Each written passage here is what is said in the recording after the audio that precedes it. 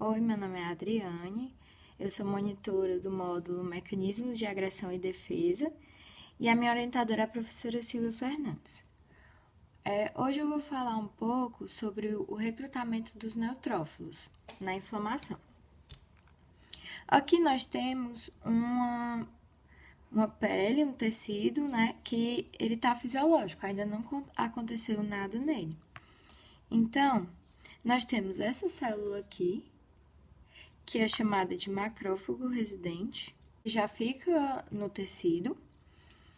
Aqui no vaso sanguíneo, nós temos o neutrófilo, e aqui na parede do vaso nós temos as células endoteliais, que são o epitélio do vaso. Bom, quando acontece alguma lesão, por exemplo, aqui na nossa pele, se nós tivermos um corte, certo? E digamos que aqui fica aberto. Vão entrar substâncias estranhas ao nosso corpo, que são chamados de patógenos.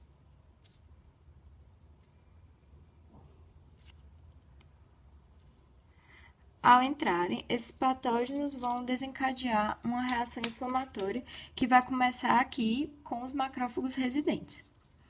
Esses macrófagos residentes, eles vão fagocitar esses patógenos. Além de fagocitar esses patógenos para poder destruí-los, ele também vai liberar citocinas. A primeira delas é o TNF. Esse TNF, ele vai agir sobre o próprio macrófago, além de ter outras ações, como, por exemplo, atuar na indução da febre. E aí, quando ele atua no próprio macrófago, ele vai fazer com que esse macrófago libere outra citocina, que é chamada de IL-1.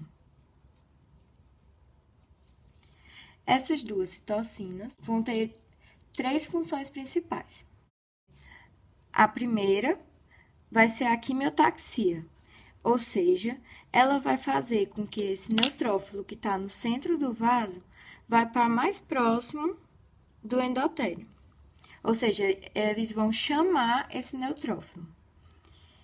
Esse processo do neutrófilo de sair do centro do vaso para a margem é chamado de marginação. Outra função que o TNF e o IL-1 vão ter é agir no endotélio, fazendo com que esse endotélio expresse moléculas de adesão, que são chamadas de selectinas. Essas selectinas, como eu falei, são moléculas de adesão e possuem os seus ligantes nos neutrófilos, que são chamados de ligantes de selectina. Só que essa ligação do ligante de selectina que está no neutrófilo com a selectina que está no endotélio é uma ligação de baixa afinidade, o que vai fazer com que a cada vez que o fluxo sanguíneo passe pelo vaso, ele rompa essa ligação das selectinas com as ligantes de selectina. Então, o neutrófilo ele vai se ligar, vem o fluxo sanguíneo, rompe essa ligação, e aí ele se liga de novo. Vem o fluxo sanguíneo, rompe de novo. E assim, esse neutrófilo, ele vai rolar por meio da parede desse vaso. Essa segunda etapa é chamada de rolamento. Ou seja, é quando o neutrófilo ele vem se ligando e se desligando das selectinas que estão no endotélio, e aí ele vai passando através da parede do vaso. A terceira função que eu falei do TNF e do IL-1 é agir também nas células endoteliais, fazendo com que essas células endoteliais produzam quimiocinas, especialmente a IL-8. Essa IL-8, além da função da quimiotaxia, ela é responsável por aumentar a afinidade de outras moléculas de adesão que tem no endotélio e no neutrófilo. E os ligantes de integrina que estão aqui no endotélio. Com o aumento dessa afinidade das integrinas pelos ligantes de integrinas, nós vamos para o nosso terceiro passo, que é a adesão. Como é uma ligação de maior afinidade do que a das selectinas, vai fazer com que o neutrófilo fique realmente aderido ao endotélio. Como o neutrófilo ele já está aqui aderido ao endotélio, bem próximo da parede do vaso, e as células e as citocinas continuam liberando fatores e as citocinas continuam atuando no processo de quimiotaxia, esse neutrófilo ele vai realizar a passagem do vaso para o tecido, pelas brechas que ficam no vaso com o aumento da permeabilidade vascular.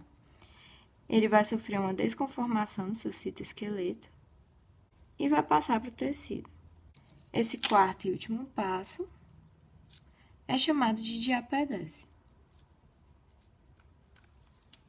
Enquanto isso está acontecendo, existe outra célula que também está trabalhando e ajudando para que tudo isso aconteça, que é o mastócito. O mastócito ele é responsável por produzir praticamente todos os mediadores inflamatórios, e inclusive aminas vasoativas, como a histamina e a serotonina, que vão causar a vasodilatação e o aumento da permeabilidade vascular. Com a vasodilatação vai aumentar o fluxo sanguíneo, além de produzir citocinas, de estar presente na produção da cascata do ácido araquidônico. Enfim, ele participa da produção de praticamente todos os mediadores inflamatórios que vão ajudar para que tudo isso ocorra. E é assim que os neutrófilos são recrutados para poder ajudar os macrófagos a combater os patógenos.